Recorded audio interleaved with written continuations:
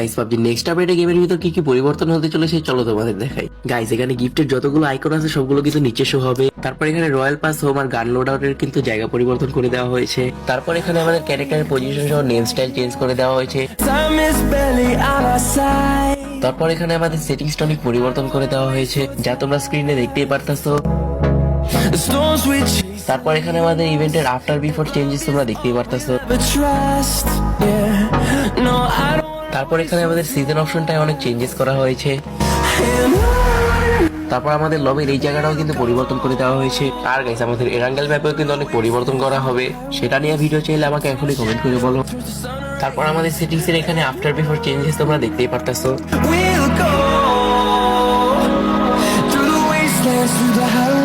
তারপর এখানে আমাদের ফ্রেন্ডের অ্যাড দেওয়ার সময় কিন্তু প্লাসের জায়গায় ইনভাইট লেখা আসবে।